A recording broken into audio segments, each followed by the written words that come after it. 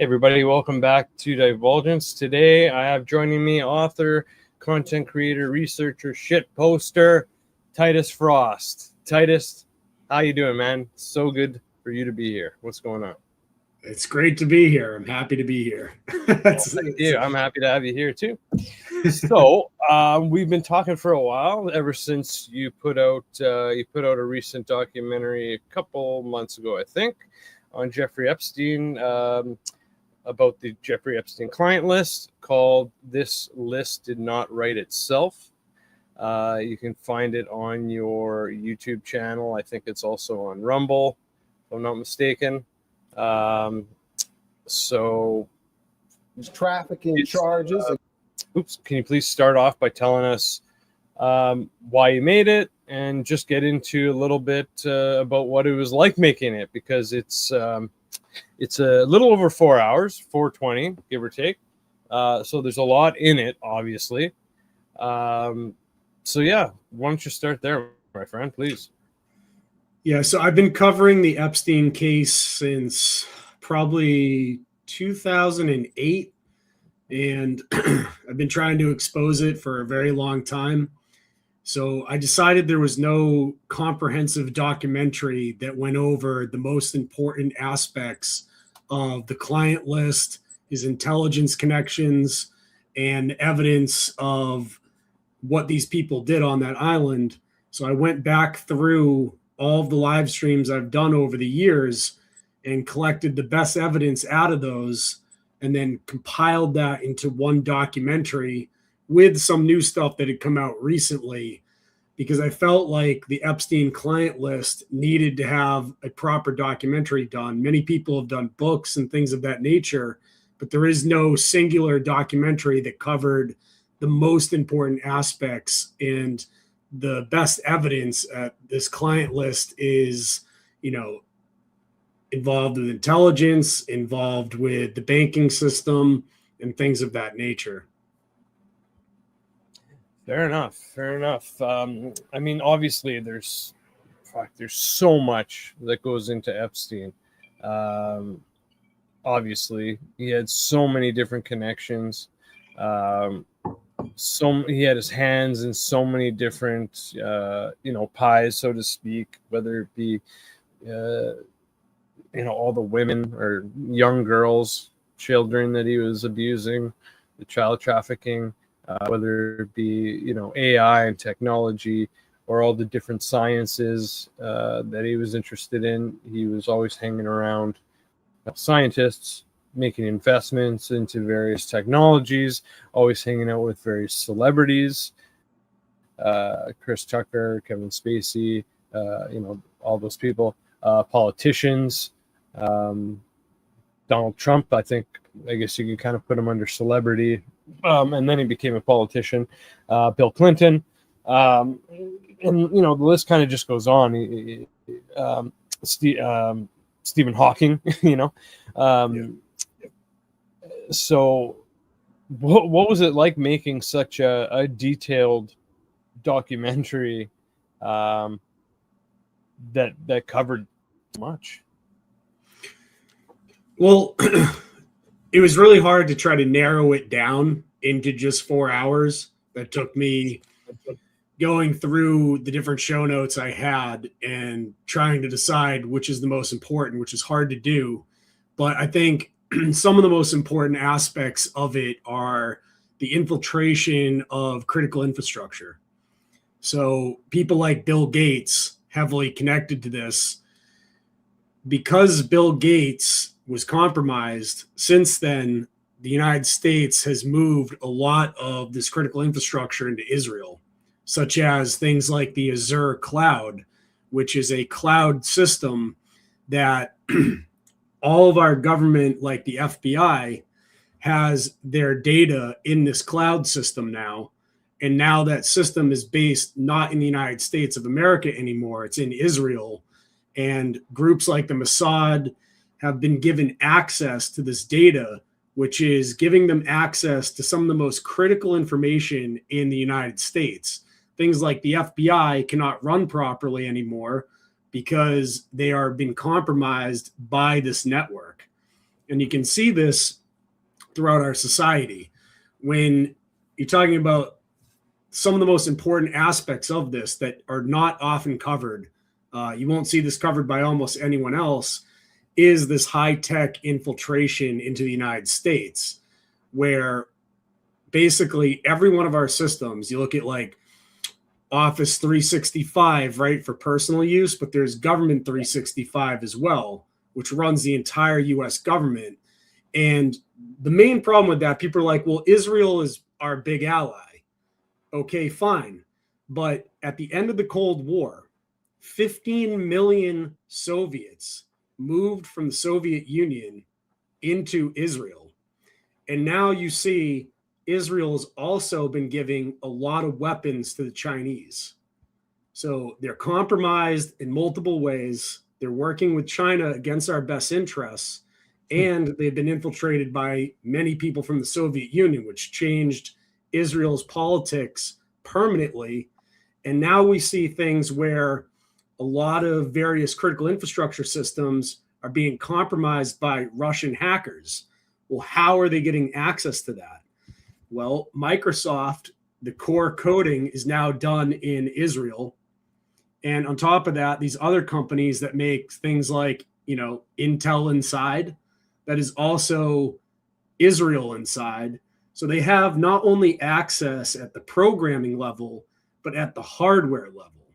And this is not well talked about even in like the tech community. But when you have these problems going on and we have a potential war looming with China and Russia with these, what I call Belt and Road wars, basically the bankers, and they've said this, people like Henry Kissinger before he passed, said what they wanted to do was shift the power to the east so that you could have not one lone superpower, so you could have two superpowers that oppose each other. And then they lock themselves into warfare forever, where you have America fighting against Russia and China forever, never striking a death blow against each other. Because as was highlighted in the book 1984, when war becomes endless, it's no longer a war against a foreign adversary. The war becomes the government against its own people. And we now see that very regularly inside the United States, where a lot of these weapons of war that were used in Iraq and these other places are now being used against our own citizenry, including psychological warfare. Absolutely. Yeah.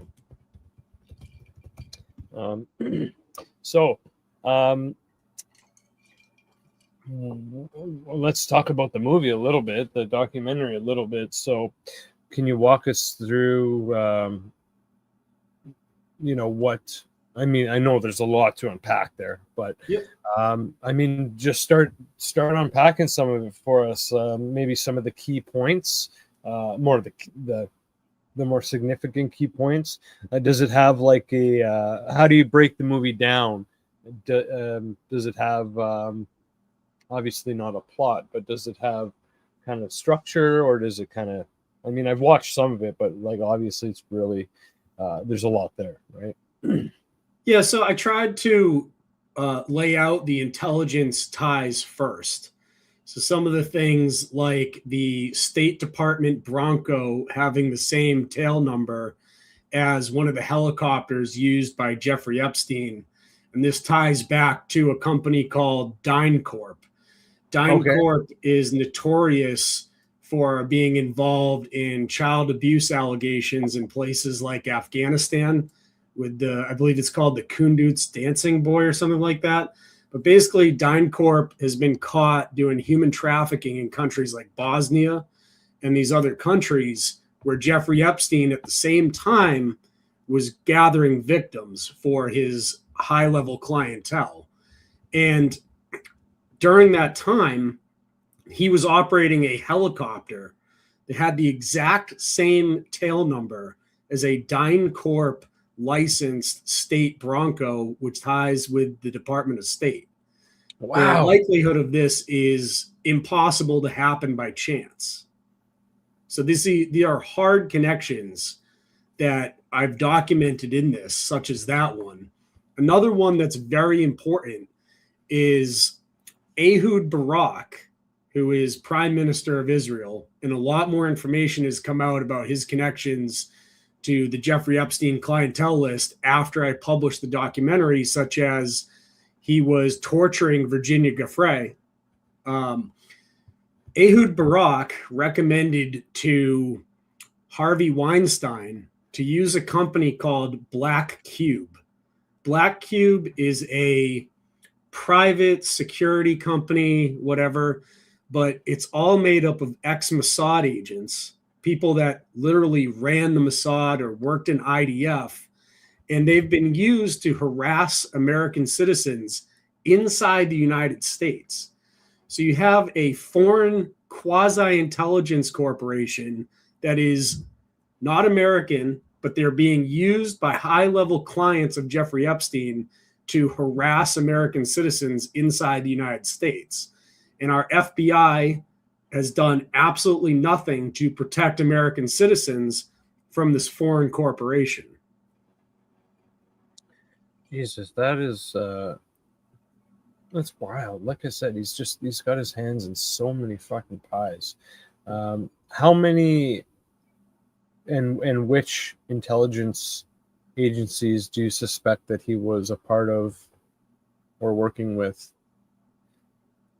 Well, we know for fact that I put in the documentary, there is a court document from his 2008 arrest that states that Jeffrey Epstein was a FBI informant.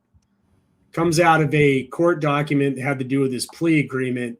And in there, it clearly states that there's going to be no federal prosecution of Jeffrey Epstein or any of his associates because he was giving information to the FBI. But when you look into that story, he didn't provide them any information that they used in any actionable way. Right. So he was, according to court documents, an FBI informant, but that led to 0 arrests. Do you think that he was an informant, or do you think that they were just slapping that onto him for like some red tape to kind of give him some Teflon to help him avoid?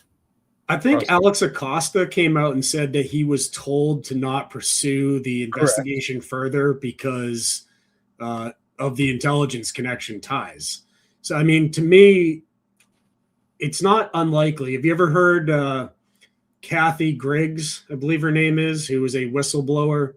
Yes. Okay. She did a big interview about this. And basically what they have is joint task force things. So, yes, he could have been an FBI informant, but also working for the CIA and Mossad at the same time, right? So it's not unheard of that these organizations are working together, basically. So he might have been a Mossad asset, an FBI asset, and a CIA asset all at the same time. Right. So do you think that those are the ones like Mossad, FBI, CIA? I think those are the ones that we have verifiable proof that he was working with or for. Gotcha. Right. Fair enough. And I mean, like, yeah, when you're bouncing around with that many agencies, I'm sure it can get pretty hairy.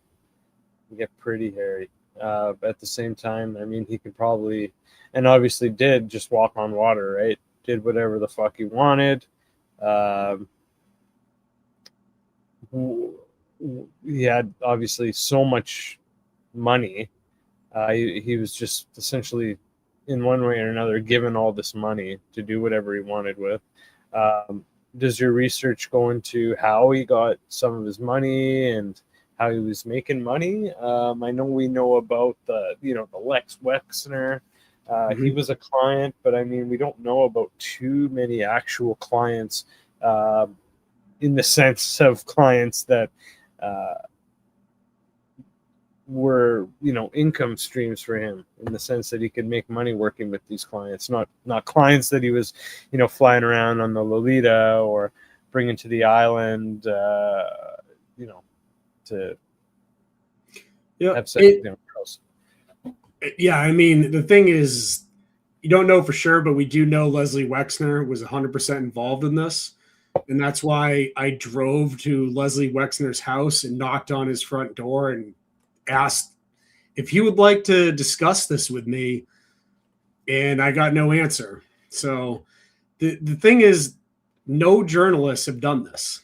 No journalists have gone to Leslie But you Wexner's did, house. man. That's crazy. Tell us whatever you can about that. That's crazy. I even got the police to go to Bill Gates's house in San Diego just by merely saying that we were going to do a protest outside of Bill Gates's San Diego mansion, which is completely legal.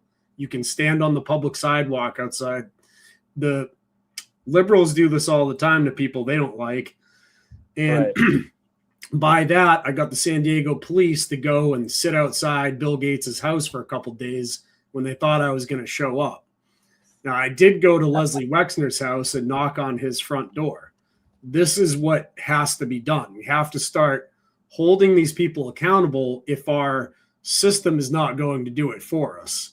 And I was trying to inspire people to do that.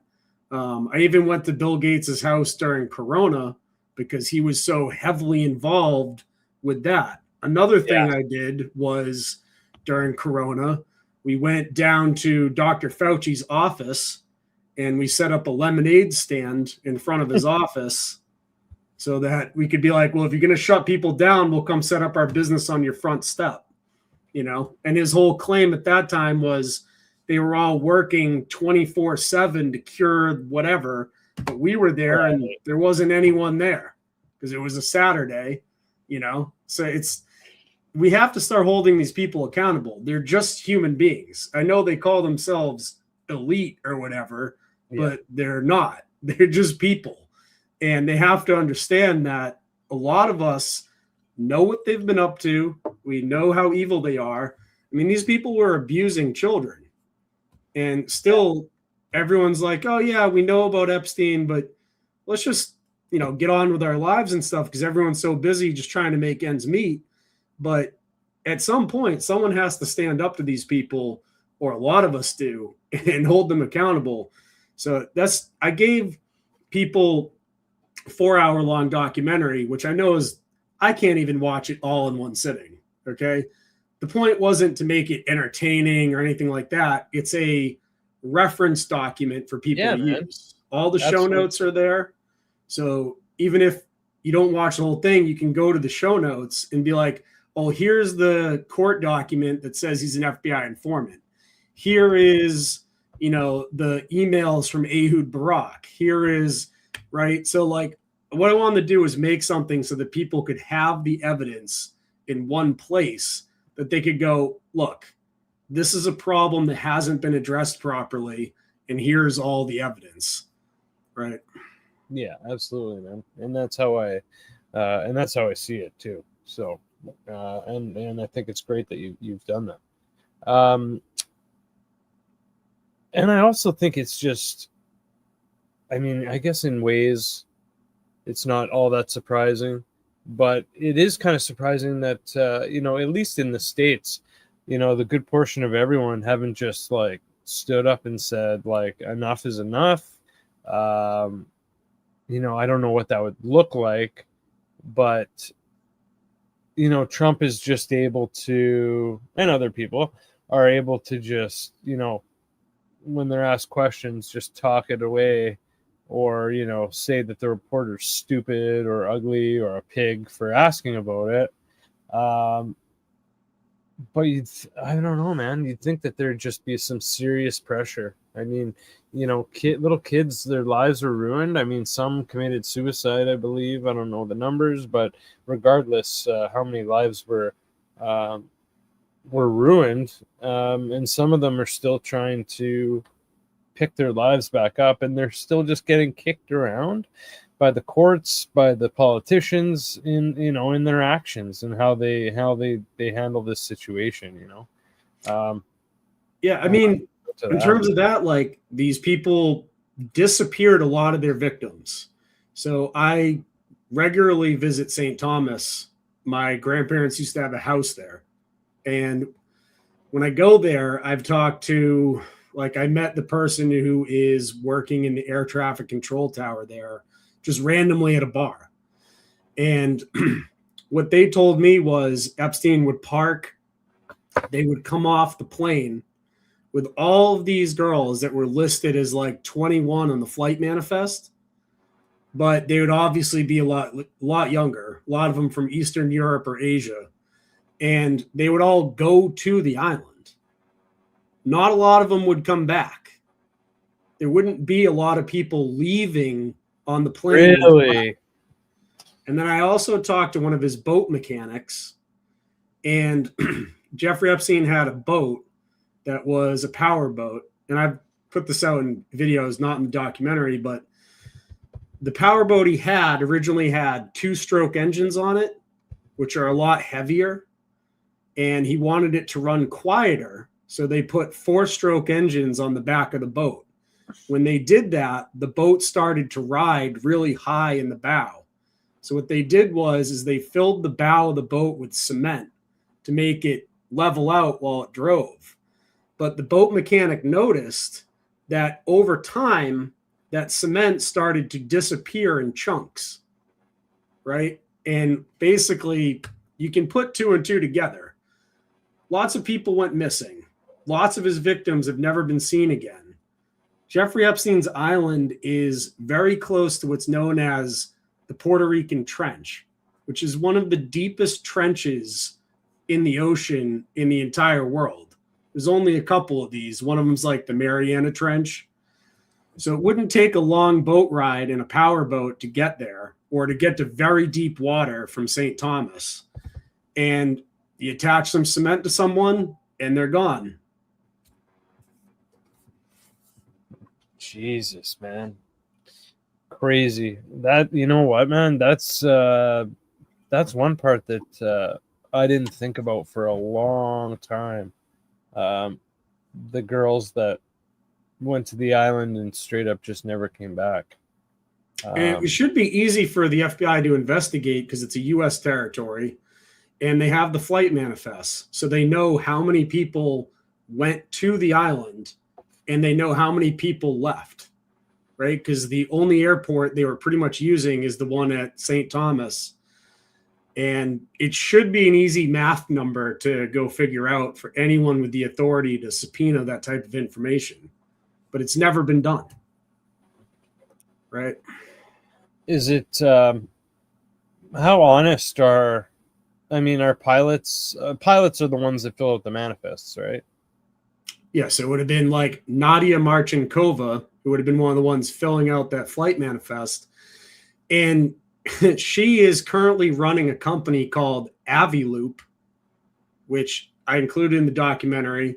They have these very young flight attendants doing these very strange videos about, if you want to see more girls like me, hire Aviloop and we'll train you how to fly a plane.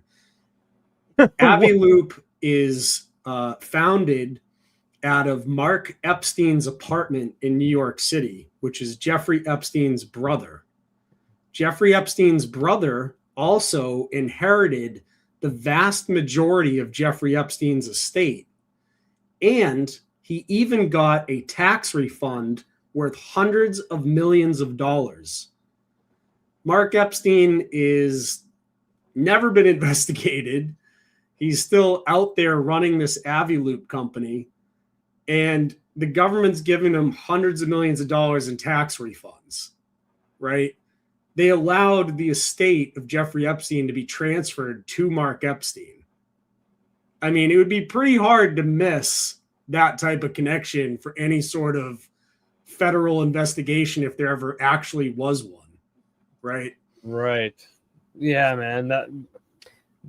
There's definitely, I feel like there's definitely something going on with Mark Epstein, because, and it's weird because near the start of, when things really started getting really serious, a few years back,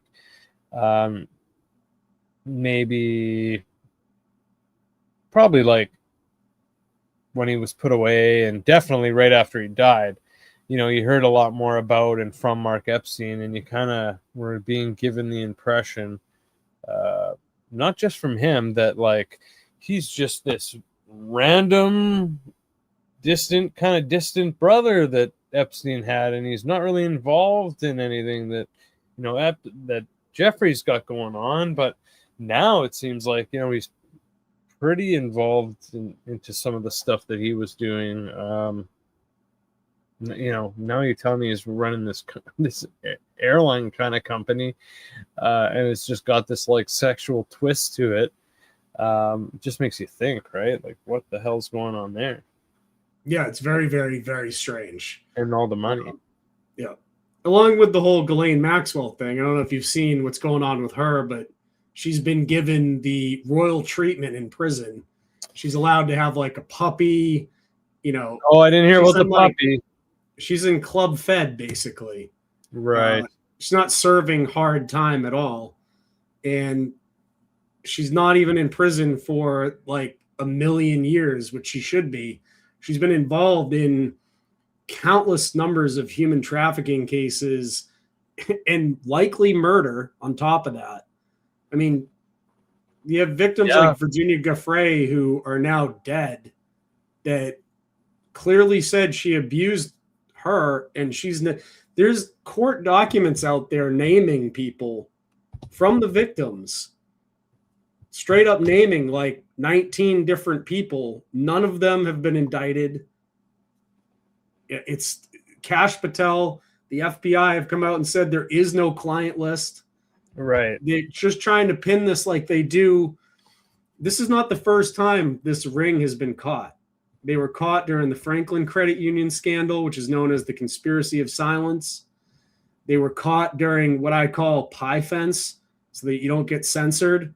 But if you think about the words, pie equals, a certain type of food. Nice slice of that, Yeah.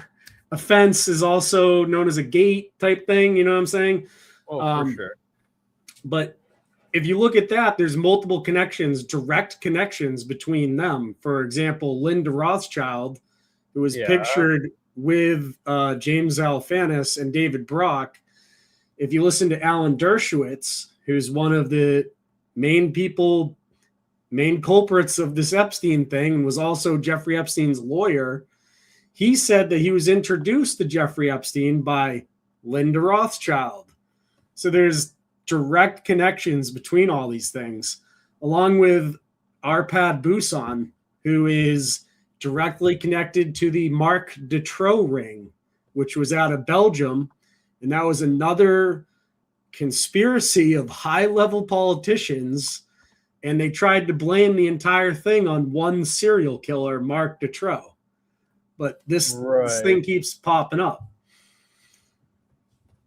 Every time they get caught, basically what they do is they pin everything on one person, like Jeffrey Epstein, and then the clientele list, which are the really bad guys, they walk scot-free. And that something has to change to stop this cycle from continuing, or they will just get another island or go somewhere else, and they will continue to do the same things they've been doing.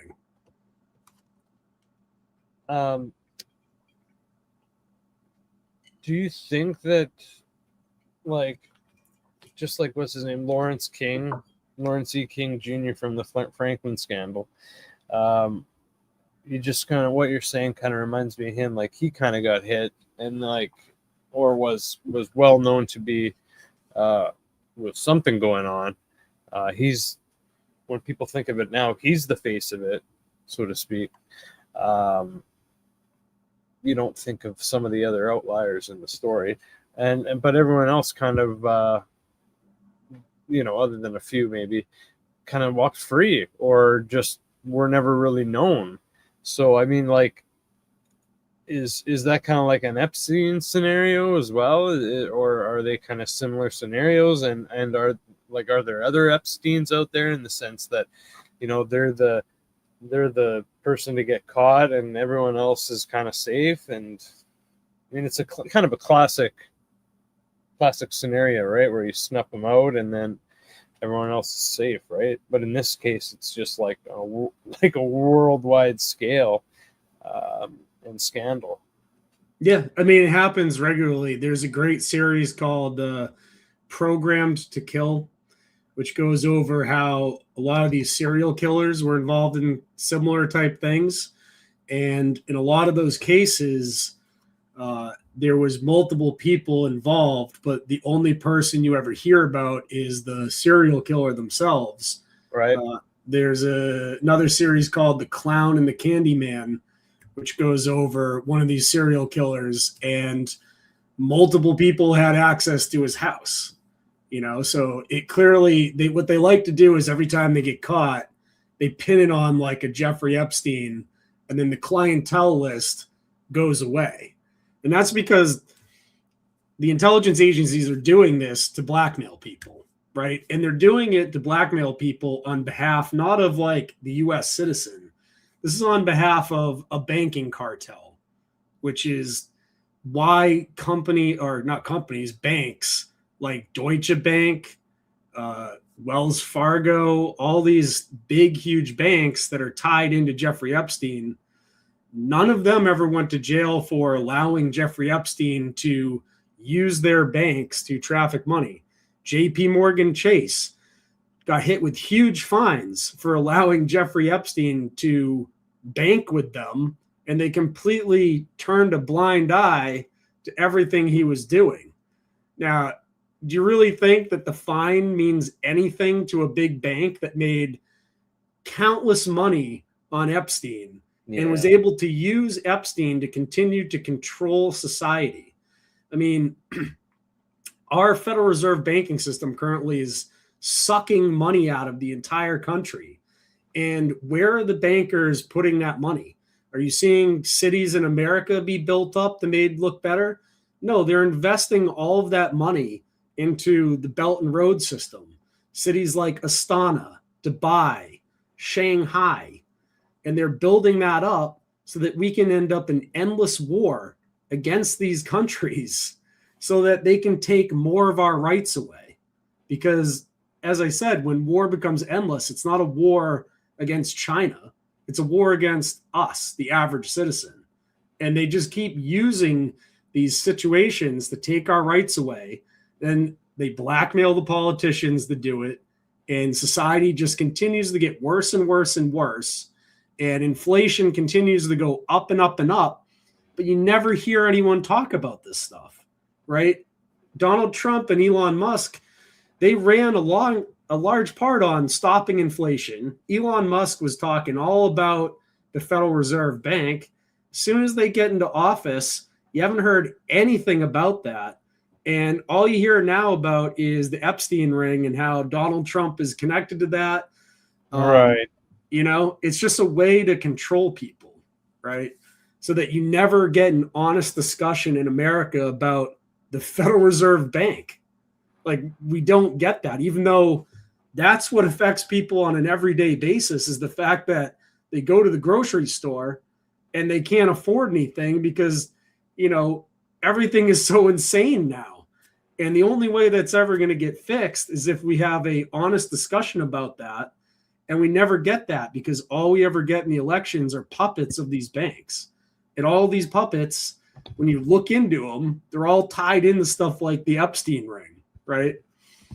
So, yeah, exactly, man. And we need to talk about real issues, real talk on real issues, and like he's covered, it's just something we never seem to freaking get. And if we do, we get quickly distracted by something else. Exactly. And unfortunately, with Trump at the helm right now, he's like, other than the king of trolling, he's the king of distractions. Yeah. He gets distracted so easily, and he's able to distract people so easily. And people are like, oh, well, he doesn't want to oppose the Federal Reserve because they might kill him. Well, Abraham Lincoln opposed the Federal Reserve and allowed us to be the most prosperous America's ever been was after the end of the Civil War to about 1913 because we had real money, right? And we were able to go from being like just any other country to the lone superpower in the world in that time period. Once, World War I started, we emerged as this superpower of a nation. And that was because we're able to rebuild the entire country by having sound money. And then since then, the country has just been on a downward spiral economically. Yeah, that's absolutely true. Someone in the audience here just mentioned a little while ago, I have the Epstein Black Book unredacted. Is that something that's easy to find now? Do you have a copy of that? Yeah, some of my friends in Anonymous, the hacking group, gave that to me a long time ago. All of that is in the documentary. The complete unredacted version of that is in there, every page. I just included all of that in there so that people would have it. And there's a link in the show notes to that unredacted copy. But that's the best copy out there. And I mean, there's lots of names in there. There's banks, there's police, there's everything you could possibly imagine in that black book. And that black book is our best evidence of this client list. And there's even people whose names are circled in there, highlighting the fact that they're more important. And when you look into some of those names, you can go on really crazy rabbit holes like Courtney Love, right? Who appeared at, I'm drawing a blank on the name. The guy from Soundgarden, the main Chris singer. Cornell? Chris Cornell's funeral. Courtney Love was good friends with Cornell's wife. And Cornell died by suicide, even though when you look into the forensic evidence of that, it would be impossible. And so did Chester Bennington, died of similar methods shortly after that. And Courtney Love's husband, Kurt Cobain, also died of suicide. But if you watch Soaked in Bleach, which is a documentary which was made by a private investigator hired by Courtney Love, that basically shows that Courtney Love was likely the one behind his murder. So it's, and when you look into Cornell, he was making a documentary about child trafficking in Eastern Europe in the same countries that DynCorp was operating at the time that Jeffrey Epstein was running a State Department tail number helicopter, right? Oh, so damn. Like, the more you look into these things, the more they all sort of connect together. That's crazy.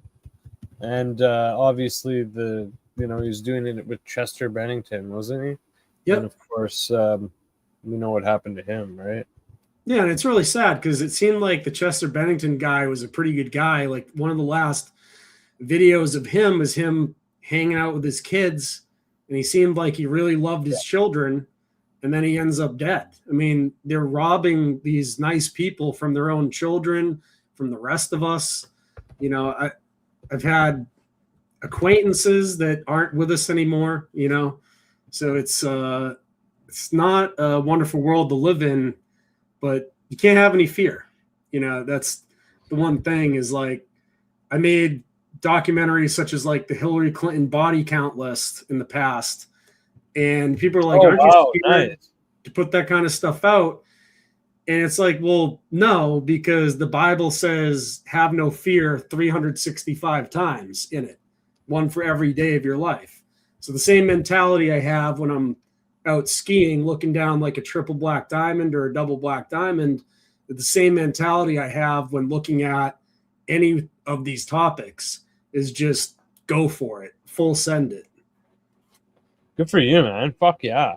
Good for you. I love it. I fucking love that. We should definitely, I would love to one day get together and talk about the Clinton body count. Yeah, absolutely. I did like a not too like a shallow dive on that one of our first episodes, actually, with William Ramsey and Donald Jeffries, I believe. And so I'd fucking love to dive deeper into that. That was actually my first big viral documentary I put out prior to the 2016 election, and it hit like 500,000 views on YouTube very quickly, leading up to 2016. A lot of people were like, "Oh, did you do this to help Donald Trump?" And I was like, "No, I just saw that this information was out there, and I was like, let's get into it, you know." So it was like 171 people on the list I compiled.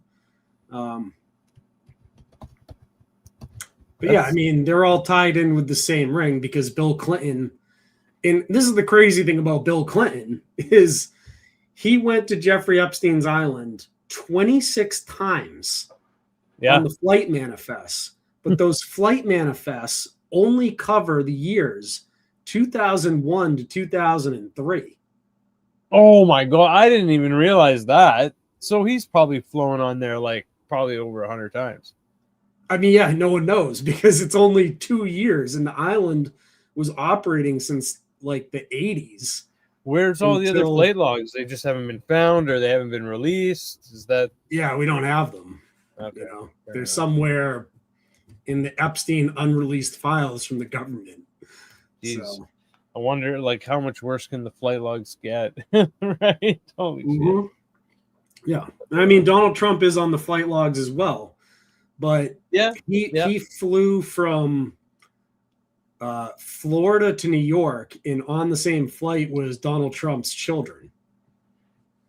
So he took his own. So I'm not sure he would have been up to anything too nefarious. Not on that flight. Not on that. I mean, like it's obvious. It's fair to say that not every flight there was anything going on other than maybe Epstein getting his feet rubbed, right?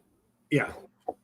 So, I mean, who knows? I mean, according to Virginia Giuffre, she never saw like Trump do anything. But the problem with Trump is he's completely surrounded by these people by his own choosing, right?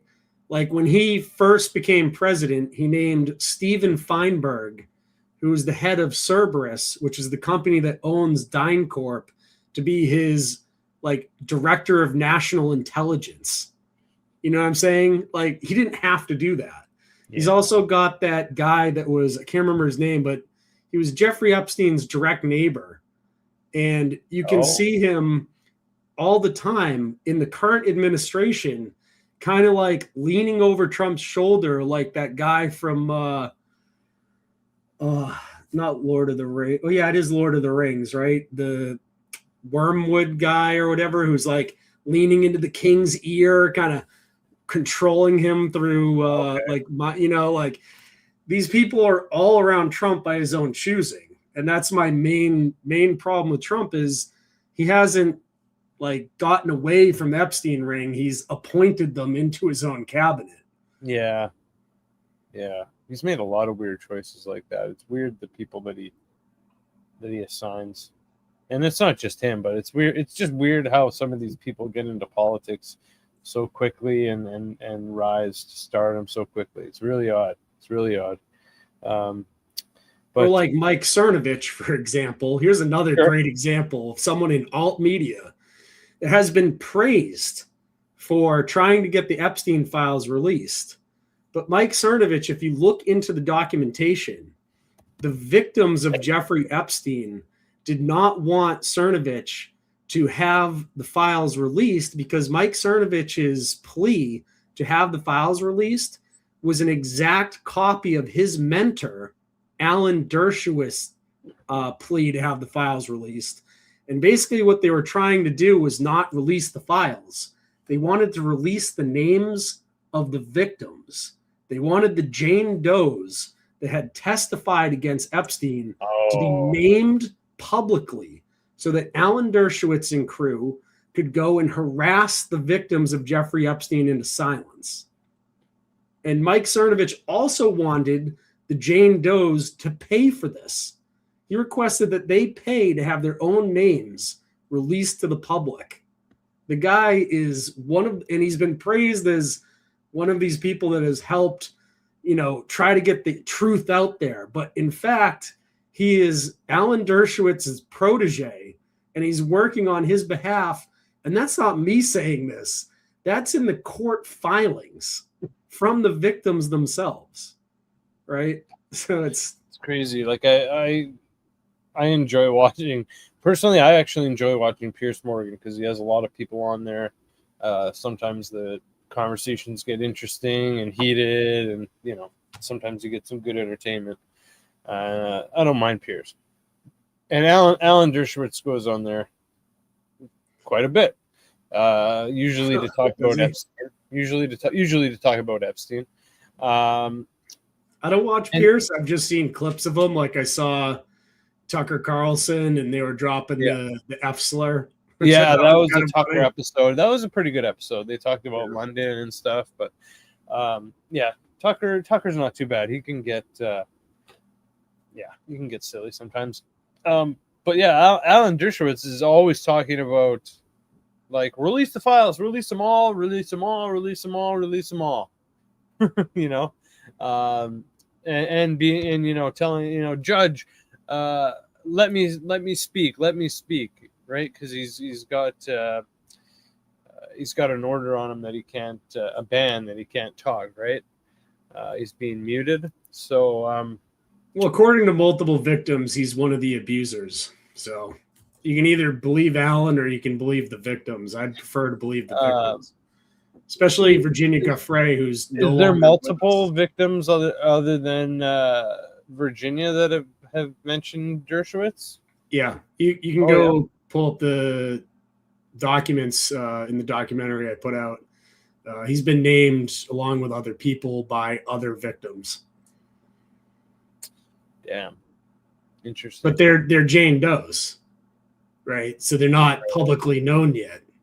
Okay, because he, I could be mistaken, but he talks his game as if she's the only one. He talks about public name. Yeah, he talks about Jane Does and stuff, but I don't think he necessarily talks about Jane Does in the sense that there's more people accusing him.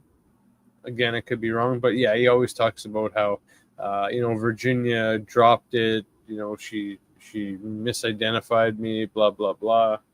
Do you think that she felt threatened or something like that? Or do you think she just couldn't win? Why do you think she backed down? Do you think she actually made a mistake or what? No, she came out and said that she wasn't suicidal, and then they said that she committed suicide. So, right.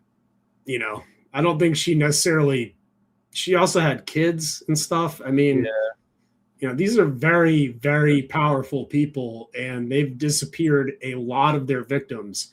They tried to serve, I think it was like 500 different people for one of the previous lawsuits, and they couldn't find any of them. Sorry, can you repeat that? There was like 500 victims of Epstein's Island that they wanted to bring into the Virginia Giuffre lawsuit. So they tried to serve them paperwork, and they couldn't find any of them. Jeez. So it's So you feel pretty certain that she did not kill herself? I mean, I haven't looked into the forensic details of that one yet, but it would seem unlikely. Fair enough. Did her most recent husband, didn't he end up being an abuser? Didn't he start beating the crap out of her? He might have done so, yeah. I think so, Jeez. Weird how sometimes when people are abused, they attract other abusers. Yeah. I mean, domestic violence is also extremely high. So there's lots of cases of that, Yeah, I guess so. Yeah. That's awful. It's terrible. I mean, as interesting as her life was, obviously she just put up with so much abuse, and couldn't have been that great of a life, most of it. Anyways, I read the her memoir, her recent book that she wrote before she passed, and there's a lot going on there ever since she was born, basically. I mean, there's other victims too, like Maria Farmer, who came out and straight up said that Leslie Wexner was one of her abusers, and he's never faced any prosecution or any investigation. The FBI never even raided Zorro Ranch, one of Epstein's properties in New Mexico. And they never raided Zorro Ranch? They've never raided Zorro Ranch, ever. Not once. There's never been an investigation into that. And Bill Richardson, the governor, was one of the people that's been publicly named by victims. And Zorro Ranch even had its own airstrip. Right. And that's State Department helicopter's been there multiple times. So, I mean, how do you not? And then I went down to the Epstein, Florida mansion when I just happened to be there for other reasons. And I drove out to it, and I was the last person to film the Florida mansion. So I have the last footage of that mansion before they demolished it. And you can see from my camera footage that every entrance to that mansion has cameras on it. So it would be pretty easy for them to go and pull the videotape from the cameras to be like, who's been here? But that's never been done either. As far as I know, I mean, I'm not in the FBI. I mean, I guess if I had Mossad access to the FBI Azure cloud in Israel, I could go in there and check the files, but, you know. Fair enough, man. Yeah. Back to Musk. It's interesting, like, did Musk have any ties with Epstein at any point? There's that one photo with Ghislaine Maxwell and Musk together. Oh, there is, eh? I don't think I've even ever seen that. He's come out and said that she like photo bombed him at an event. So I don't know. Which is okay. My biggest problem with Elon Musk is, once again, it's a national security issue with him. He gets a lot of money given to him by the federal government through what's called the NASA technology transfer process. So American taxpayers pay for a lot of technological development of stuff that's used for space. And that's given to SpaceX through what's called the NASA technology transfer process. And SpaceX is constantly letting the Chinese and Russians steal that technology. In fact, just the other day, a Russian cosmonaut was kicked off the ISS program because he was caught violating what's known as ITAR, which is a huge violation of weapons treaties, because he was filming critical components of the SpaceX stuff that they're launching up there. And he was also documenting, like taking photographs of their documents. And this is national security crisis, because that is some of the highest, security stuff in our entire military. Okay. Yeah. The stuff that they put up there is used a lot of times for military applications, and allowing the Chinese and the Russians to steal that from SpaceX is a really bad idea. In fact, we should never have allowed the privatization of any of that stuff. It should be all in NASA or some government organization with much higher clearance and much better security than what's going on currently.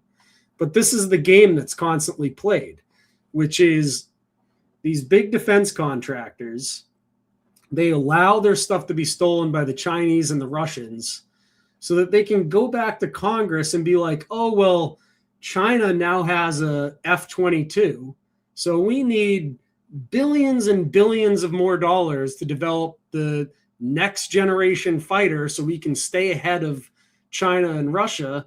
And then as soon as they develop that, oops, turns out they stole it again. So now we need billions and billions of dollars more to develop the next thing. And this is a cycle that just keeps on repeating. and they think that we're too dumb to notice, right? And Elon Musk has allowed China has exact copies now of SpaceX rockets. So it's Sure. Yeah. You know? Yeah. I could just imagine what other countries have, right? Especially And that's- like it's not especially SpaceX. Israel. It's not SpaceX technology they're stealing. It's taxpayer paid for technology that Yeah, NASA man. develops and gives the SpaceX, right? Yeah. Yeah.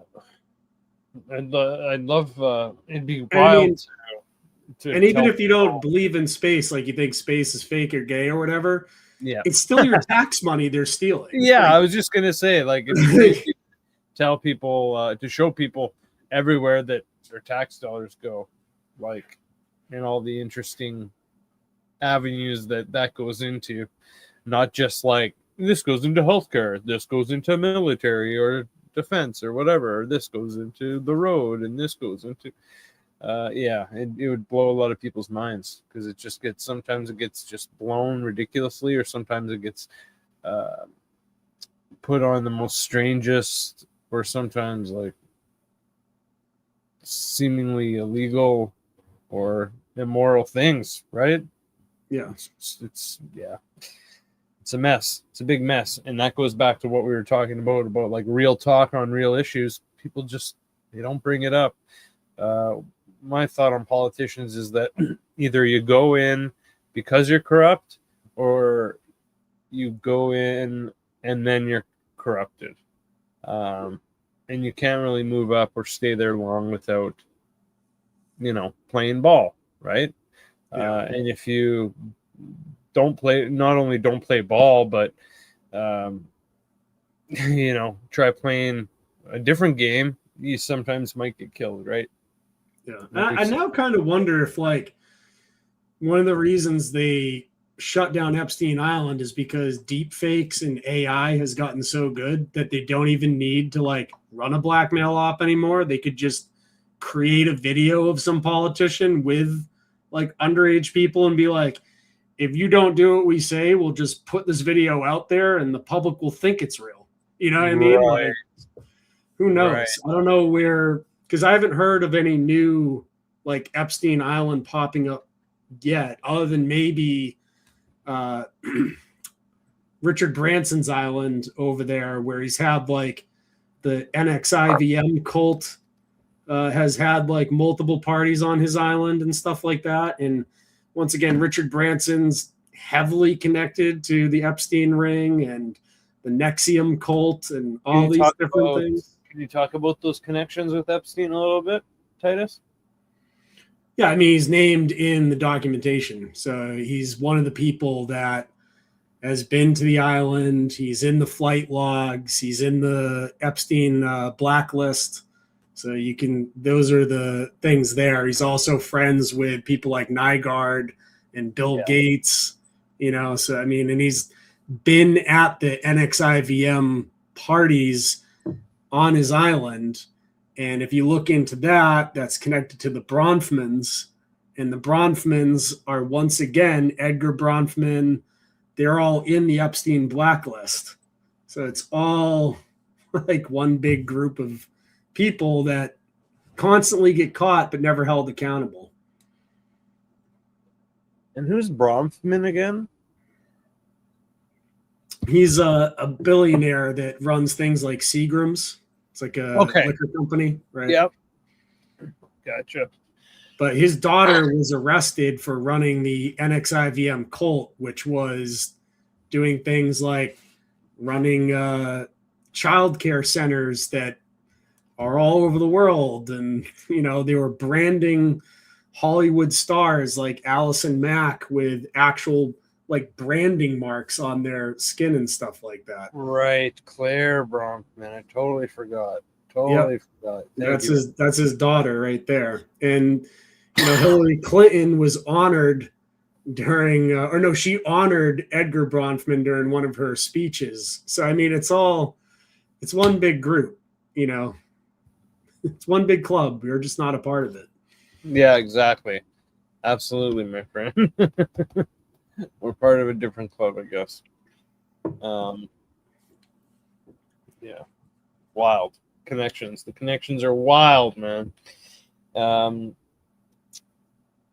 If you were to make like a part 2 now, what are some of the things that you would add in? I guess we can start with let's start with the birthday book, because I think the birthday book came out after you put out your doc. Is that correct? Yeah. I mean, there's a lot of stuff that's come out since that I could add to a part 2. There's a lot of stuff I left out of part 1 that I could just add in. I mean, I've been covering this since 2012, and I've done countless streams on this that are like 3 hours long. There's so much information that you could put. And the nice thing is I've been documenting all my show notes for years on the Hive blockchain. So it's a blockchain thing where once it's there, it's uncensorable. So even if I disappeared, anyone could go back through all my show notes and they could make a documentary of all the evidence I've compiled quite easily. And I would suggest people do that. If you did, I would help promote your video. You know what I mean? Like, the evidence is all there. I've been documenting it for a very long time. And I want people to use that information as best they can. I tried to put the best stuff into a documentary, but there's a lot of other stuff there that you could use. Yeah, gotcha. Fair enough. And again, I really appreciate your documentary, and I appreciate what you do, man. And I'm interested in checking out some more of your stuff. Like we were talking about before, we're gonna have to get back together and talk about the body counts. So back to the birthday book. What were your thoughts on that when that came out? Because that's a pretty interesting piece. Yeah, there's a lot of stuff in there. It's really interesting. It just kind of vindicated a lot of the things I put into the documentary and added more to it. There's a lot of stuff in there that's, I mean, there's even more coming out every day. There's more Epstein files that came out that I haven't even looked into, but there's even stuff where Ehud Barak and Epstein were talking about how they can profit off the Syrian war. I mean, it's, that's what average people do. They email child traffickers about how to make money off of warfare. It's absolutely insane. I mean, oh, geez, that's wild. And this is it. Look at this. I didn't know. Whoa, so he was a Cub Scout too, Jeffrey Epstein. Yeah, and if you look into, I think it was the Fox Island happenings back in the day, which was in Epstein Island, long before Epstein Island, that had ties into the Boy Scouts and the Cub Scouts as well. So this is one of those things which is a recurring theme for these guys, right? Jeez, that's. I mean, and there's that old picture of Epstein there. Just reminded me, he got his start with Bear Stearns, right? Which is a huge bank, right? And have they ever been invested? No. I mean, this is the thing. These big, large banking cartels have been financing and allowing him to exist. I mean, he wouldn't exist without Bear Stearns. That's how he got his start. And it's just, they have all of the evidence they would ever possibly need to indict these people, right? Yep, there's this. I've actually haven't gone through all this. So what do we got here? So is this little St. James on the right? Mm-hmm. Yep. And then on the left, that's Zorro? Yeah, that's Zorro Ranch, yeah. Yeah, okay. That makes sense. And then I think that stuff there on the bottom is out of his New York mansion that was given to him by Leslie Wexner for $1. So he was given the largest private residence in Manhattan for no money at all. And it was equipped already with surveillance equipment Like there was an entire bathroom in that New York mansion that was called like the James Bond bathroom because it was just filled with surveillance equipment. You know? That's wild. And there's him with Ghislaine, and you know, Ghislaine's father famously was Robert Maxwell, who's the Israel super spy. He's got spy connections, yeah. He was murdered by being launched off his boat. But if you look into his boat was originally called the Lady Mona Kay. It was owned by Adnan Khashoggi. Adnan Khashoggi was the cousin of another guy, last name the same. And that guy was one of the largest weapons dealers in the Middle East. Right? Jesus. So, and he was like known as the Great Gatsby of the Middle East. He appeared on television, all different types of things. He then sells that boat to Robert Maxwell, who's then murdered on that boat. And at that time, it became the Lady Ghislaine, right? After that, Epstein runs that boat for years and years and years, okay? When Epstein was nearing his end, he sold the Lady Ghislaine, and it became a new name called Dancing Hare. Now, when Ghislaine Maxwell was at large and no one could find her, one of the things I was doing in publishing this was they have what's known as AIS. It's a marine tracking system that tracks vessels that are normally larger. So we were tracking the Dancing Hare around the world, and it went to New Zealand. And when it was in New Zealand, coming off the boat was Ghislaine Maxwell and a bodyguard. And one of my pirate crew members, as I call them, was there and caught a picture of this. Wow. Shortly after that, you can see it in the documentary. It's clearly Ghislaine Maxwell coming off the boat. And she had like a Corona mask on. Yeah. A painter's coverall. But this was before Corona. This wasn't during Corona. Really? So in the middle of the night, she comes off the boat with a bodyguard in a, full white, like you were just doing painting, and a mask on in the middle of the night, right? Shortly after we published that, they arrested her in New Hampshire. Okay? But what no one knew is who owned the boat at that time. Turns out the boat, which was renamed Dancing Hare, was bought by Anne Murdoch, which is Rupert Murdoch's wife. Okay? Right. Rupert Murdoch is in the Epstein blacklist. Yeah, I know that. Okay? Yeah. So Rupert Murdoch, who is one of these big right-wing conservative, he owns Fox News. He owns that boat now. His wife bought it. And they were hiding, in my opinion, Ghislaine Maxwell, when she was at large on their boat for a while. No one could find her, right? She did the whole In-N-Out burger photo and all that stuff. At that time, she was on the boat, traveling around the world on Murdoch's boat. It's never ending. You know what I'm saying? Like, yeah, that's crazy. Do you have any idea why you think he was murdered? Might have been murdered? Robert Maxwell? He was revealing means and methods of the Israeli Mossad.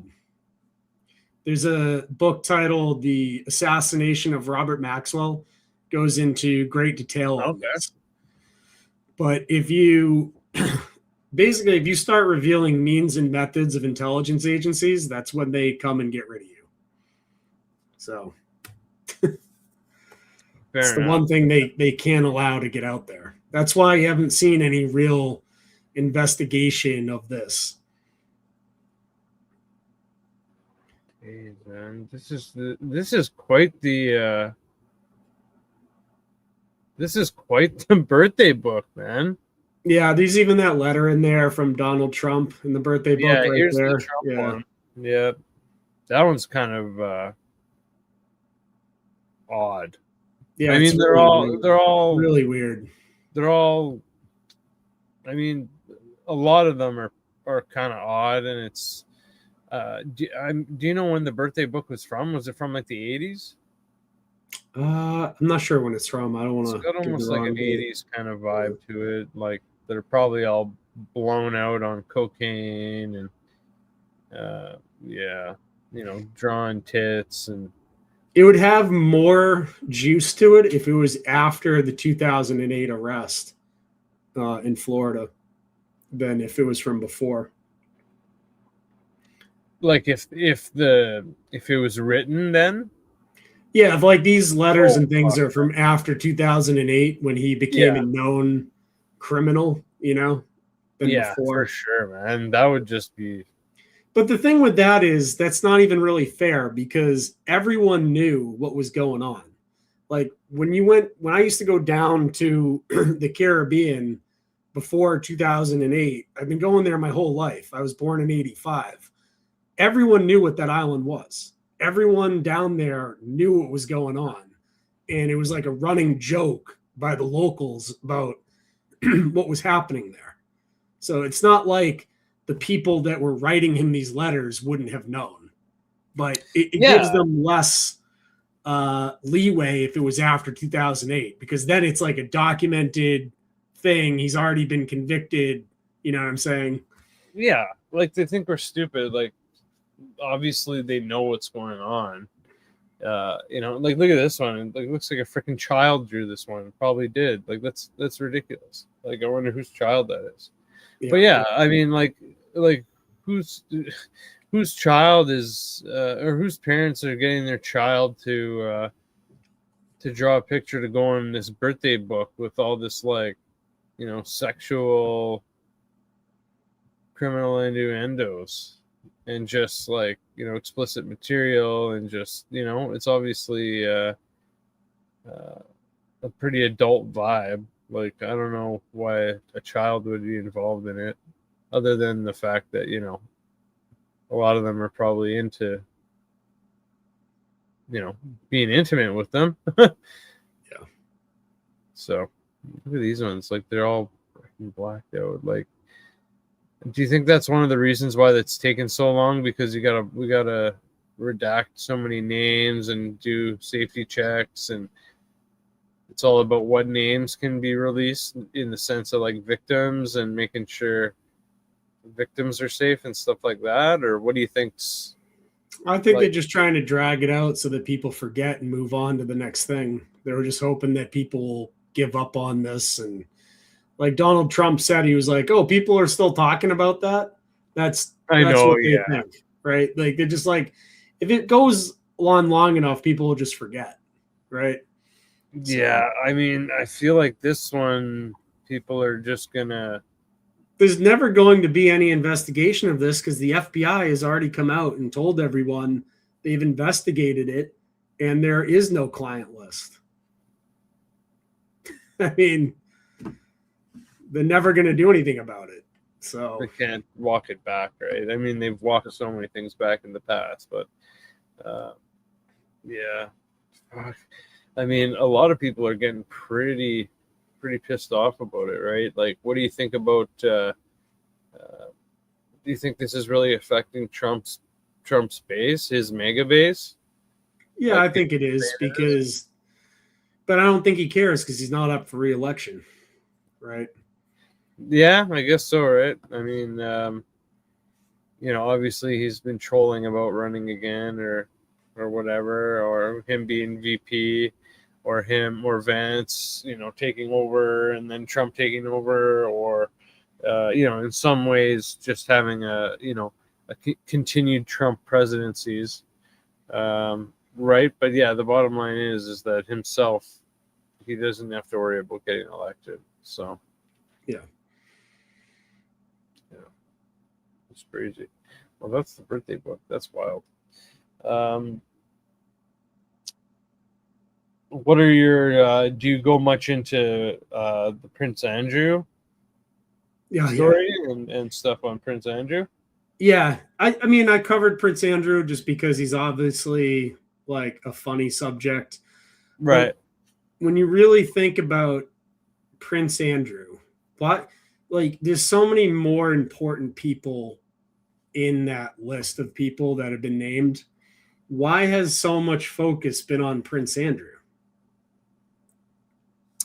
I think that I would think that maybe because he's in the royal family, and like not only is that like worldwide a big character, but especially in the UK and in Europe, the royal family are pretty obviously huge, and so you get people like Piers Morgan again. He talks about it all the time, and prominent British authors and researchers doing works on it. I think the UK definitely drummed it up a lot, pressing Andrew, and I mean, look what's going on with him now, right? He lost his titles. He's getting kicked out of the house. I don't know what else is going on. So King Charles is his brother, right? King Charles runs Al Jazeera. Al Jazeera is pretty much run by British intelligence. Really? Okay. Right before all this attention got brought to his useless brother, Andrew, that no one really cares about, what did Al Jazeera put out there but a documentary about the ADL's influence on American politics? There was a huge documentary that came out of Al Jazeera exposing AIPAC and the ADL and their Israeli influence on America. Like the Anti-Defamation League? Yeah, if you go look it up, there's an Al Jazeera documentary that came out. And that, my personal opinion is the the Zionists wanted to fire back at King Charles for exposing their influence on American politics. So what they did is they outed his brother and kept a lot of focus in the media they control on Prince Andrew. That's my personal opinion. I could be wrong, but sorry, can something tells me basically King Charles outed the ADL APAC influence through Al Jazeera on American politics. Okay. So the Israelis, who pretty much run the Epstein ring, along with criminal elements of the United States government, they decided to expose Prince Andrew in response. Because Prince Andrew's kind of a nobody. I mean, compared to like Bill Gates or Bill Clinton or some of the other names on that list. Fair enough. Prince Andrew has pretty much no influence on anything. He has no political power, really. He doesn't have access to critical infrastructure. His technology is not running the U.S. government like Bill Gates is. So why is there so much focus on Andrew when he's kind of a nobody? It's because Al Jazeera outed, it was AIPAC or the ADL, one or the other. And since then, Prince Andrew's just been getting hammered by the media, which is mostly run by the Israelis. I mean, they pretty much run the media. So. Interesting. Okay. Yeah, he is getting pretty hammered pretty hard. Now like I said, he lost his titles. He's got to move out early. That doesn't give Prince Andrew a pass for what he did. No. He clearly is a bad guy. He's Randy Andy. Piece of garbage. Of garbage. Like, he should obviously go to the States and start answering some fucking questions, right? Yeah, he should be held accountable for his actions. Yeah, and especially because, I mean, not that it makes a huge difference, but I mean, maybe to some people it does. But I mean, he's not even like a lot of these victims were American, and a lot of the time he was.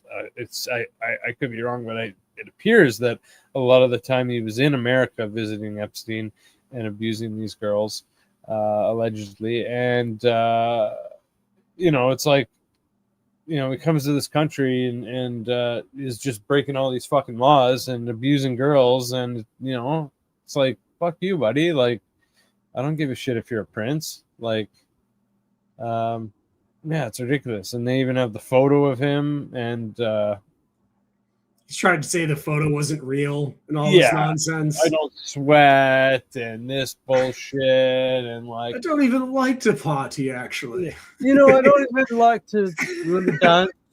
Really, do Google search. There's always him fucking dancing and drinking with all these girls. Don't really sweat. Don't sweat. You do Google search. Well, you can see him sweating here. Yeah. So bad. Well, yeah. That obviously now famous interview. I think British outlet has done at least one, probably more, have done documentaries on the interview alone. Yeah, it's just ridiculous, man. Like, there's been a lot of strife between parts of the British royal family and Israel. For example, Princess Diana, whose driver was a Mossad agent when she crashed into the side of the tunnel. The drunk, right? The one that was drinking? Yes. Oh, I didn't know he was Mossad. And she was meeting with Arabs. Right. Which made them very unhappy. So she got murdered. Okay. There's factions, in my opinion, of the old world order, and then there's factions of what you would call the new world order. There's the European banking class that wants to shift the power to the east, but there's also elements of the Anglo-American Empire still around, and they don't always get along. That's my opinion. I can't necessarily prove that, but it's just kind of a feeling I have. Well, could be, man. But a lot of evil bankers and shit going on out there. How about have you been keeping up on like the emails that have been coming out, like through the Congress hearings and stuff like that? I haven't really. I've been in the last 2 months. I've been so busy with my day job, and I have 3 kids and stuff. I haven't, since when I kind of finished that documentary, it was so much time and effort that I kind of was like, need a break from this stuff. So I haven't really started digging into that stuff yet, but I'm sure if I start putting together a part 2, I will be going through all that stuff. I did see there was a lot of stuff about Ehud Barak that came out, and things of that nature. I did include some of those emails in the documentary because they came out while I was in the process of doing it. But yeah, I mean, there's a lot has come out since that I would definitely have to dig further into. Yeah. So let's we can go through some of it. So in November, a whole bunch of emails were released by the House Oversight Committee, revealing communications with a wide network of powerful figures, including Donald Trump, Michael Wolff, Larry Summers, and of course Prince Andrew. So let's go through some of the revelations. So Donald Trump, in a 2019 email to Michael Wolff, who's an author, right? He's an author. I think he does a lot of anti-Trump writing, if I'm not mistaken. Wolff, to Michael Wolff, Epstein claimed, of course, he knew about the girls as he asked Ghislaine to stop. And then an earlier 2011 email to Ghislaine Maxwell referred to Trump as the dog that hasn't barked, noting that a victim later identified as Virginia had spent hours at his house, but never was never publicly mentioned in connection with the case. Other emails showed Epstein and Wolf discussing how leverage information about Trump for PR or political advantage. Trump has denied any wrongdoing, calling the email release a hoax and a political distraction. I think there was also an email about he emailed someone, I can't remember who it was, about if Trump is asked about his relationship with me, can you maybe craft a response for him? So a lot of this stuff is like pointing to essentially the fact that Trump may have still been, given the date, Trump may have still been palling around with Epstein later than he has claimed. Just like a lot of people, it seems like, are getting caught in that snare that they disavowed him or condemned him after a certain point, but obviously we're just lying and we're still kind of secretly supporting him. Wouldn't surprise me at all. Right. I mean, do you really think the power structure would let a president into office that wasn't compromised? Exactly. Just like I was saying earlier, like you go in corrupt or you get corrupted, and you just can't move up like that unless you're corrupted, right? And I mean, I think that the first time he won, obviously a huge push was like people just were caught in a fog, like, oh, he's different, he's not proper, so he's not like a politician, he's gonna help us, he's already rich, so he doesn't need money, he's not corrupt, he's gonna help the little guy, he's gonna help America, he likes America, he wants to make America better, he's a celebrity, he wants to, and obviously a lot of that shit just isn't true, right? I mean, in the last election you had Trump versus Biden, there's plenty of videos of him being creepy with kids, right? Yeah. Like literally on stage. And Biden owns property on Water Island, which is a very short dinghy ride away from Jeffrey Epstein's island in St. Thomas. It's like you can literally, they're right next to each other. And then he ran against Kamala, and Kamala got her start covering up for the Catholic PEDOs that were abusing children out in California. So, I mean, it's no matter which way you go, it's like there's no winning. It's like, what's the point of even voting in the system where no matter who they put into office, they're corrupt? None of them are going to deal with the Federal Reserve problem. None of them are dealing with the infiltration of the U.S. by Israel, which is compromised all of our critical infrastructure systems and given Russia and China access to everything from like oil facilities to, I mean, it's our entire United States national critical infrastructure is compromised. And until we start dealing with these problems, voting is not going to fix anything. Yeah, man. So absolutely. Even if Trump didn't do anything bad, he's surrounded by people who did. Yeah. And do. And I highly doubt he didn't do anything. I mean, he's so connected to all this, it's hard to think that he, wasn't involved in some way or doing something bad. And I mean, two things, like look how he treats women, first of all, in general. Even though he says he loves women and all that, whatever. When he says that, I think it means that like he finds them hot and like he'd love to lick them and kiss them and touch them and grab them.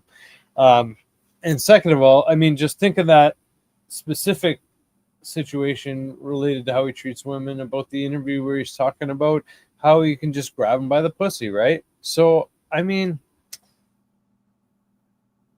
look how creepy he can be in public in videos that we see him, how he treats women.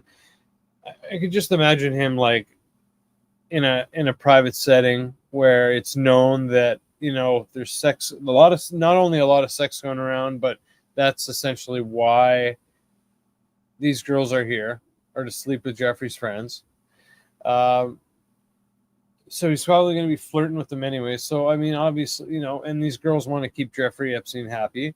So that's mentioned a lot, actually, come to think of it, in Virginia's book. You know, these girls were trained essentially that they always have to push the sex on them in a way, and because it's most likely expected anyways. And I think there's maybe one time she mentions that a guy actually didn't want to have sex. He just wanted to talk and blah blah blah. But anyways, so yeah, very hard to believe that he wouldn't have been involved in any of that. And I think the fact that, you know, he may have kicked him out of the club, and he was pissed off at him that he was taking the girls, and you know, and all that stuff. I think those are just talking points that he and his base are really leaning on really hard these days, especially just to try to clear him in the court of public opinion. Yeah, I mean, that's what Trump cares about, is Trump. You know, I mean, it's you know, that's what he cares about, is his public image and all these things. So yeah, that's why it's Trump Tower, Trump Mobile, Trump this, Trump Watch, Trump Wine, Trump. It's always Trump. It's Trump, right? It's Trump. Yeah. I did stay in was it Trump Tower in Chicago recently? Nice. Okay. And I will say, I travel a lot for work, and hotels suck. You get terrible, terrible service everywhere you go. But his staff is actually like great. He's like, they run the hotel. I can see that. Like it's, you know, 40 years ago where you actually had customer service. But, you know, the only reason I stayed there is because I got the flight for free if I stayed there. So it was one of those like deals. So I was like, yeah, sure, I'll see what it's like, you know, but, you know, it's just a nice hotel with really well-trained staff. But, you know, I don't trust Trump at all, you know, especially when he's appointing these people. He's got the Michael Flynn network all connected to him, and they ran that whole 17 Anon psyop on everyone to, in my opinion, when you have a fire going on, one of the ways to control that fire is to create another one and suck the oxygen out, right? So we had all these people talking about pie fence, and then they create 17 Anon, which was nonsense and psyops. So it drew all of the like people worried about that away from that into nonsense land. And then they were able to censor everyone.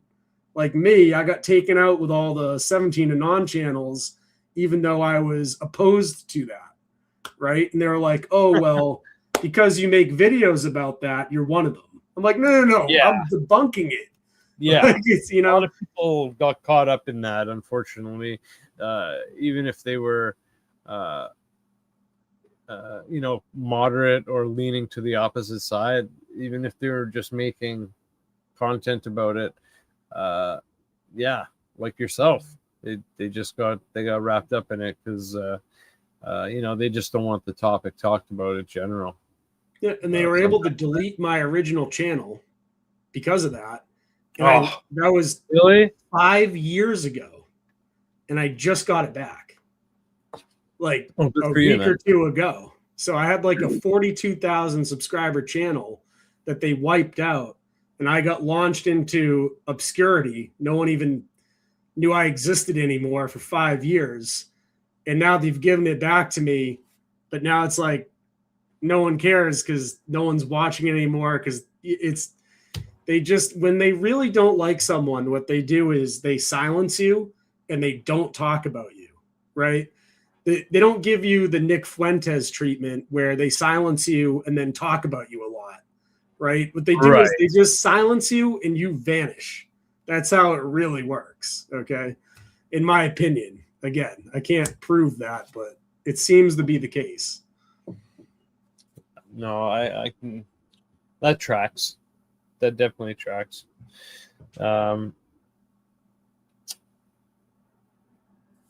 Let's see what.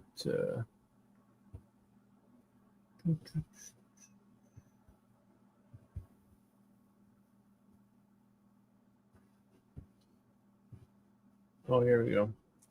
So, just going back to the emails, since we were talking about Prince Andrew, the emails cast doubt on the former prince's claims on when he cut ties with Epstein. A 2011 exchange shows Andrew reacting to allegations from a newspaper indicating contact occurred later than he previously suggested.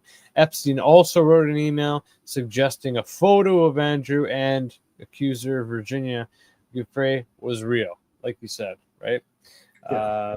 And it's, I think, so, I mean, it's come out that also that Epstein took the photo. I don't know if you know that, but that's come out as well. So, I mean, the photo is quite obviously real.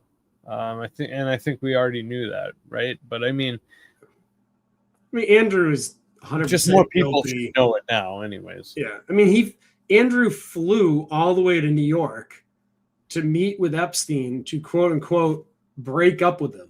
Who does that? Yeah. Who does that? Who would break up with a pedophile? You would just call and be like, don't talk to me anymore. You wouldn't fly all the way to New York to hang out with the guy to tell him you don't want to hang out with him anymore. That doesn't make any sense. That part of the interview of his interview was wild too, because he's just like, I forget what he said, but he's like, it's proper, I owe him that, and it's just the right thing to do to tell him that, give him that. It's like, oh my God, dude, you're just going to hang out with a pedophile again. Like, you're breaking up with a pedophile, you're giving him, like, Jesus, man, you don't even give your abusers that treatment of showing them any level of respect to that. It's ridiculous. It's unbelievable. The audacity that he has in that interview alone is just wild. It's just wild. Last thing about the emails. Have you heard about the Bubba email? No, what's this? So the Bubba email is a brief, heavily scrutinized exchange between Jeffrey Epstein and his brother Mark, who we were talking about, released by the Oversight Committee in November. So in March 2018, email exchange between Mark. He asked his brother, who said he was with Steve Bannon, to inquire about a highly sensitive, speculative topic, and he said, "Ask him if Putin has the photos of Trump blowing Bubba." Oh, Bill Clinton and Bubba, and yeah. Bubba. I've seen the memes. Yeah. For Bill Clinton, right? Obviously. Yeah. So I didn't have that on my bingo card for this year, but that is right. It's just like. The memes were so funny after that came out that I was laughing my ass off. Like, his big, beautiful Bill, Right, yeah. So, yeah. No, yeah, that's... So, yeah, that'll be interesting. But, I mean, once again, that highlights what I was saying earlier about the connections between Israel and Russia. Benjamin Netanyahu, good friends with Vladimir Putin. If Epstein Island was a Israeli-run blackmail ring, it wouldn't surprise me that Putin would have access to some of that information. So, yeah, fair enough. Yeah. But you won't hear about these connections on Mint Press News, because if Mint Press News, they one time published an article about these connections between Russia and Israel, and they were forced to take it down almost immediately. Really? So you're not going to hear this type of information about the connection between Israel and Russia almost anywhere else. You will hear this from like me, Brendan O'Connell, a couple other people, and that's it. There's not very many people looking into us, but it's extremely important to understand. What are your thoughts on some of the, some politicians, like especially Marjorie Taylor Greene? I used to really dislike MTG. Yeah. Especially when she was pushing the 17 and on stuff. But she's been growing on me recently. Okay. Her and Thomas Massey, I think it is.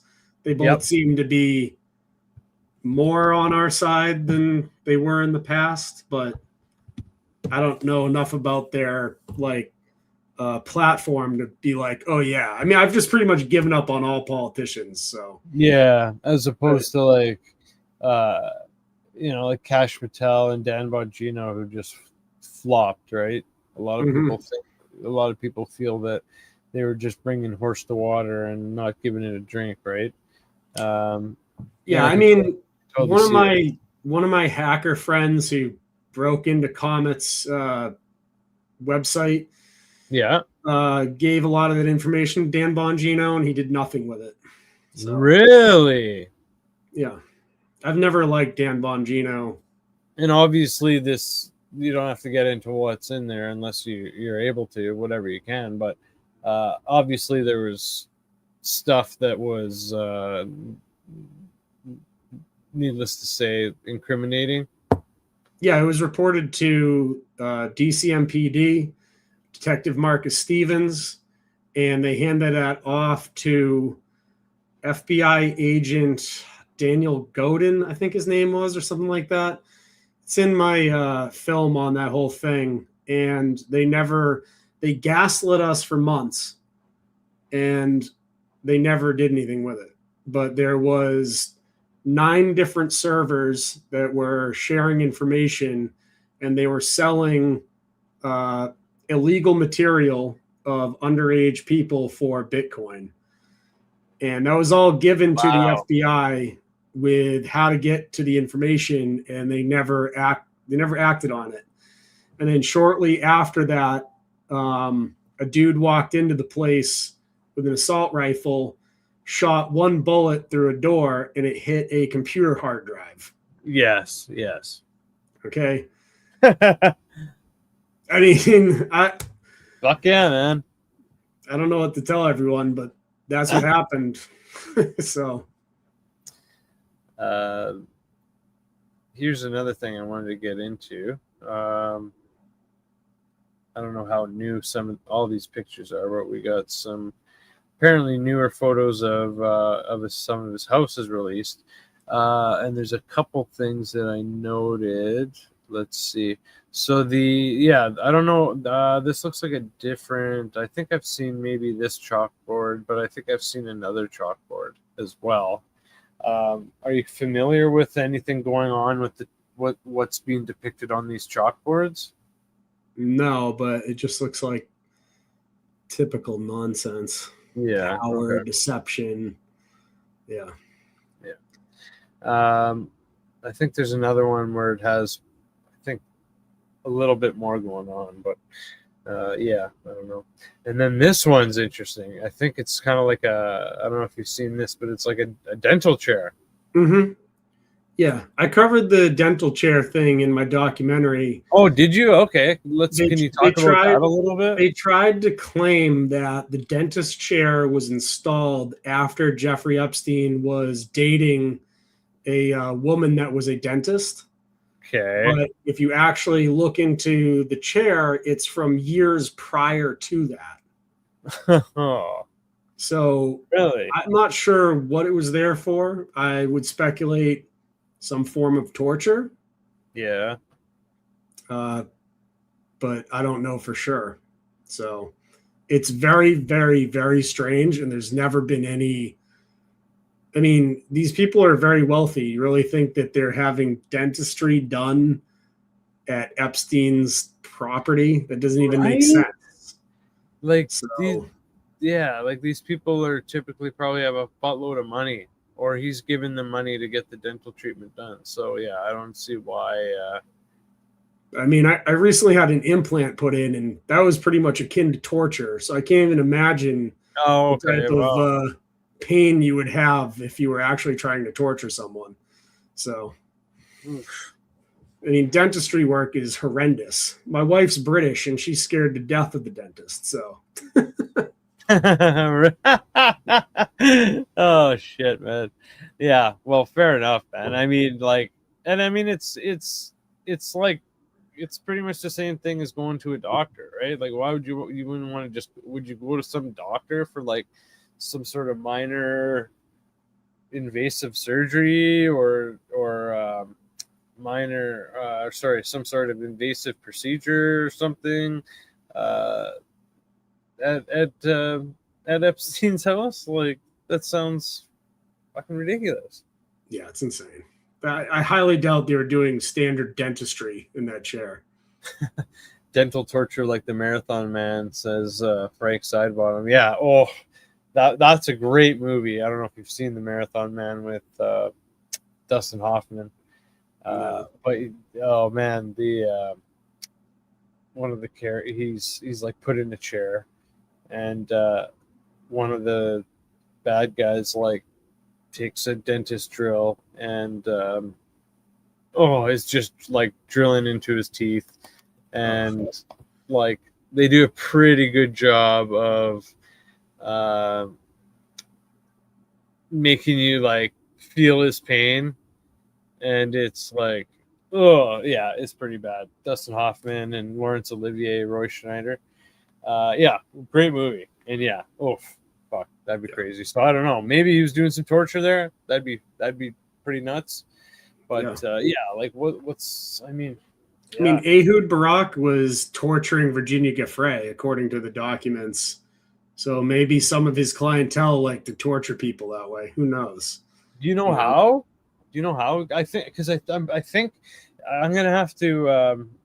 I wasn't familiar with the Ehud Barak torturing her, because I'll have to go back into the book and check, because she talks about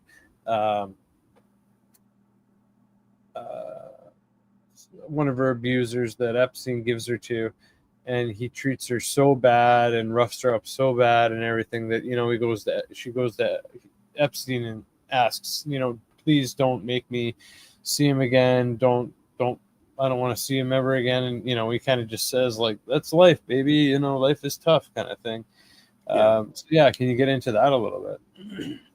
Well, I mean, she was just documenting a similar type thing, right? So it doesn't really get into what it was being done. It was just, yeah. So fair enough. Well, before we wrap it up, is there any other points that you'd like to kind of put out there that might attract people to watch your new documentary? Yeah, I mean, there's a lot here I haven't discussed just because I can't remember everything off the top of my head. So definitely go and look into it and give it a watch. If it's, it's 4 hours long, so don't expect to be able to sit down and watch the whole thing at once, but use it as like a reference. So when you see people talking about, oh, there is no client list or whatever, you can just copy the link and paste it in response to people and be like, here's the list. Here's the evidence of the list. It's all here. It's 4 hours of it. Undeniable. I did not put anything that was speculation in there. Everything is hard evidence in the documentary. It's 4 hours of it. None of it is me speculating about anything. So it's just the facts. It's just what went on as far as I know. And I just think it's a great resource for people to use. Like when you're on Twitter and you see people talking about the client list, or you see Kash Patel come out and be like, there is no client list. Yeah, there is. Here it is. You know what I mean? That's kind of what I made it for people. So give it a watch. And if you think it's a good resource like that, then please use it. And I don't hit anyone with copyright or anything. So if you want to use clips of it or you want to re-upload it to your own channel, go for it. I will completely allow that. The more it gets spread out there, the better. That's what I made it for. I didn't make it to make money. My channel's not monetized. I haven't been monetized since the Vegas thing in 2017. So feel free to have at it. Okay. It's all yours. It's public domain. Nice, man. That's awesome. Well, that's commendable. Well, Titus, I appreciate your time, man. Before we go, can you let everyone know where to find you? I mean, I know everyone needs to check out the Jeffrey Epstein client list documentary. This list did not write itself. I believe it's available on Rumble, YouTube, but yeah, where else can they find the doc, and where else can they find you?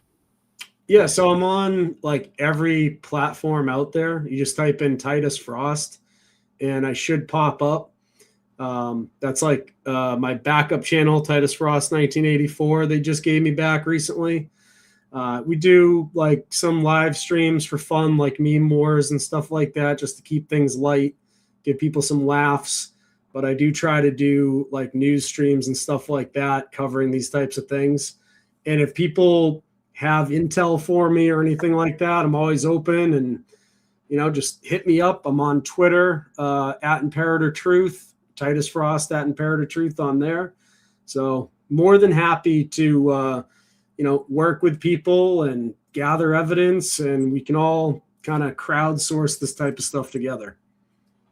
Right on, man. Cool.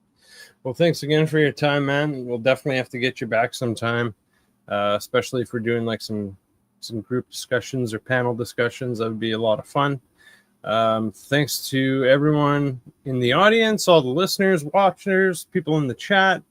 Everyone, please make sure to subscribe to Divulgence Podcast on YouTube, and you can also get us on Rumble now.